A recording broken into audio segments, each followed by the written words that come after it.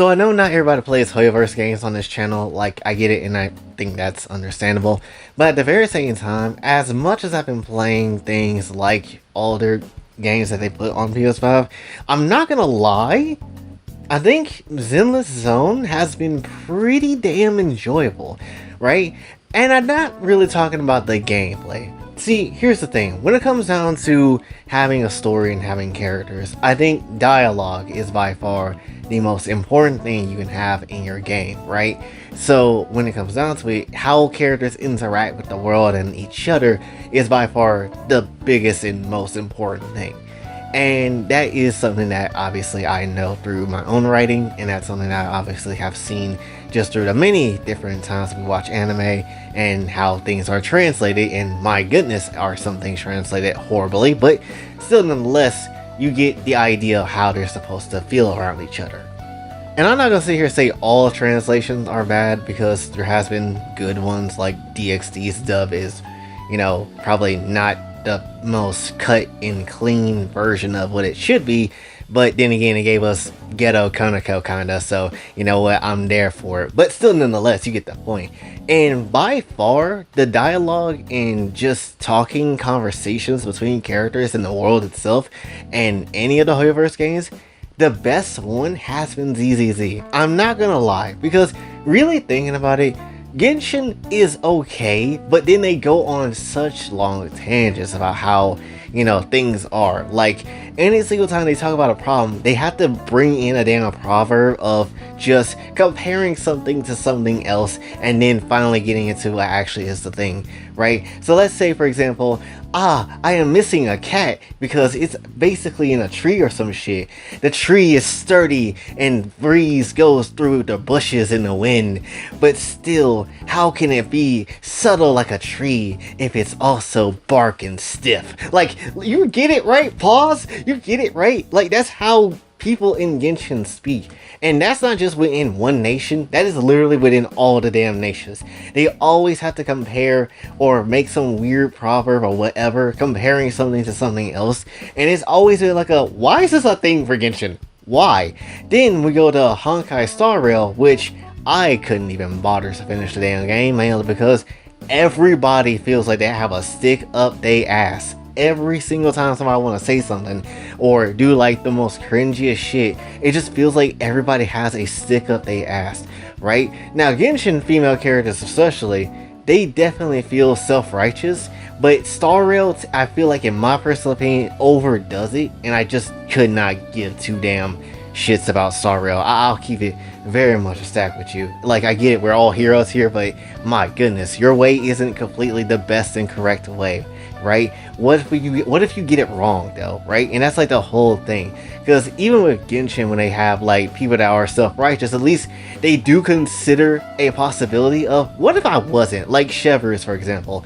Woman is literally probably a character I feel like people do not necessarily care too much about, even though she literally is voiced by the same person that did Futaba's voice. But when it comes down to it though, you literally have her as this whole security and patrol person of Fontaine out here trying to uphold justice in whatever way she can, but she does it in other different underhanded ways, which is nice to see, because Genshin has felt like a damn fairy tale game.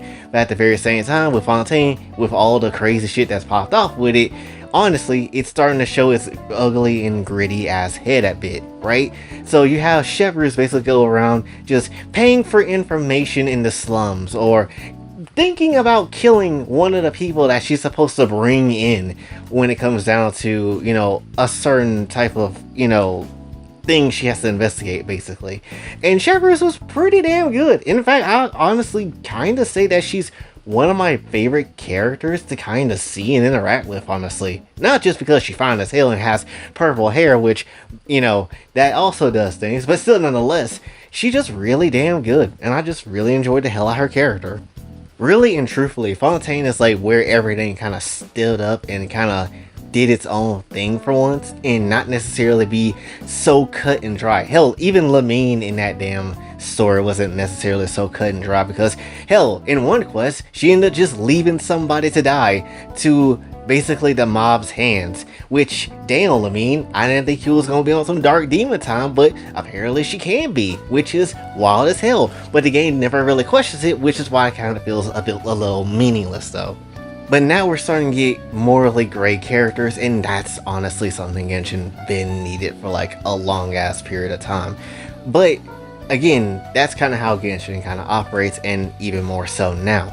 But when we look at something like ZZZ, apparently with its like dialogue and all that type of stuff, it kind of tells you exactly what this shit is from the rip. I mean, if it wasn't obvious from the damn first cutscene where you have the dude on the TV cussing up a storm, saying the F word like 1,000 times, even though they literally can't do that, but still nonetheless, it's funny as hell that's like, damn, they actually are going in a little bit. Is this Hoyoverse? How is this Hoyoverse? It feels strange to call this a Hoyoverse game because this doesn't feel like a Hoyoverse game. Honestly, granted, here's the thing, and this is the thing too that a lot of people should recognize when it comes down to it, is that Hoyoverse, they're doing the things that Japan should basically be doing right now if it wasn't for America sticking their hand up their ass, honestly.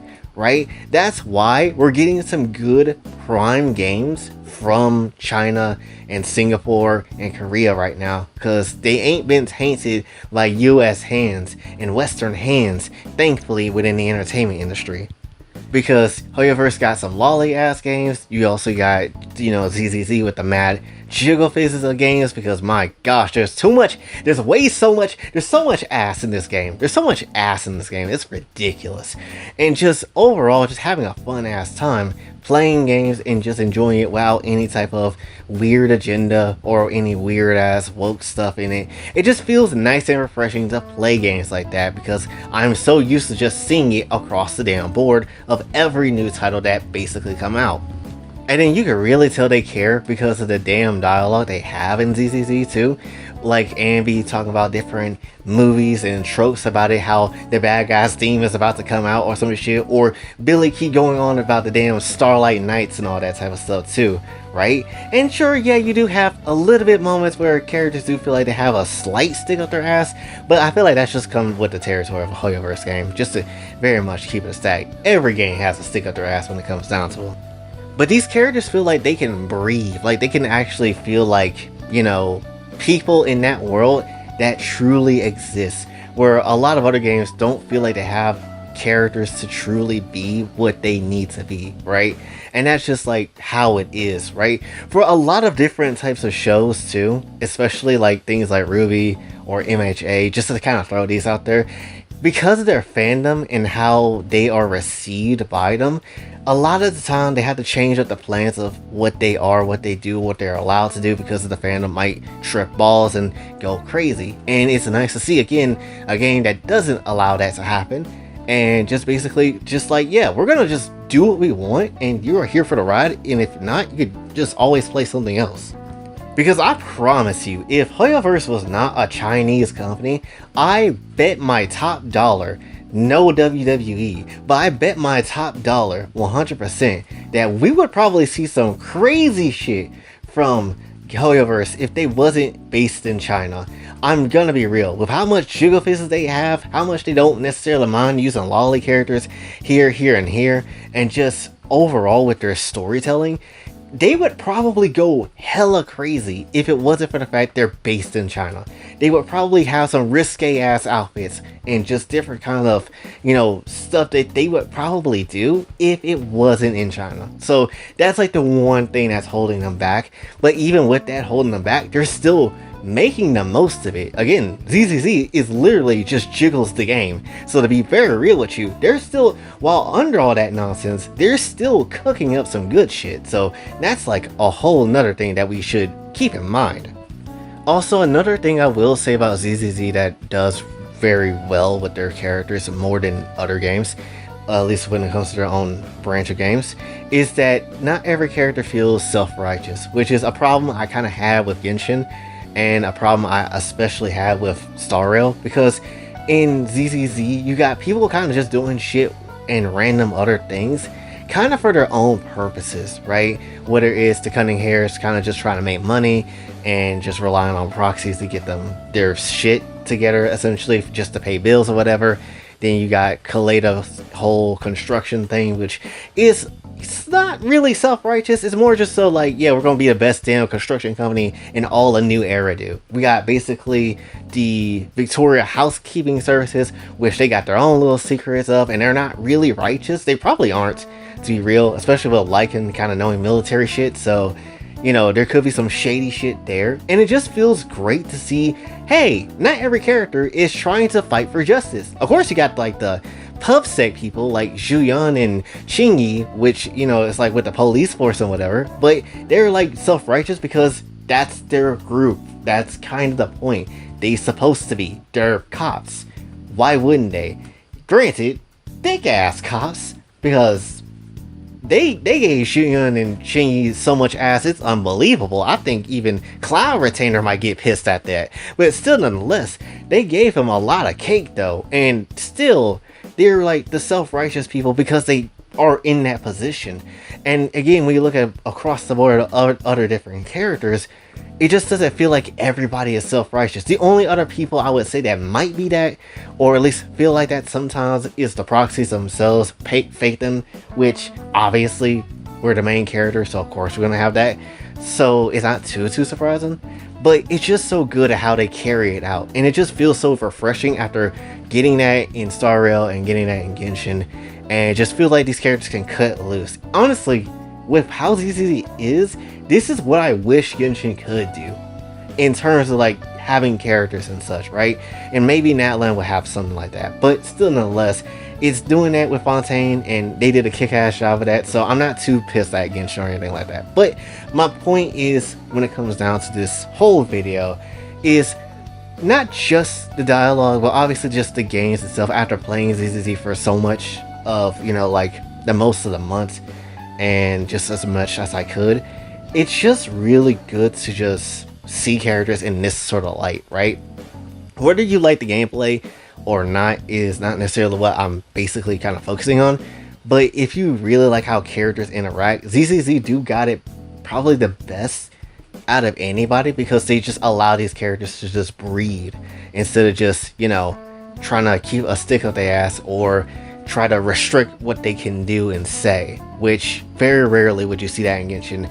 And Star Rail, just the dialogue is just something I just don't care for, just in general. But yeah, that's what I really wanted to say for this one. Does this mean I like ZZZ more than Genshin? Of course not. I love me some Genshin. Genshin is still my life, gosh dang it. I'm still gonna stand the hell out that game, 100%.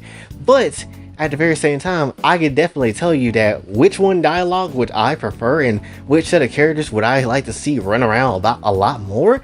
Oh, it's ZZZ for sure. But that's essentially what I really wanted to say for this one. So hopefully you did enjoy. If you did, be sure to like, share, subscribe, hit the bell notification way out. Also follow me on the socials and like to donate to the channel. Kofi and Cash App is available as well. And until then, it's Boy J, sign off. Have a blessed day.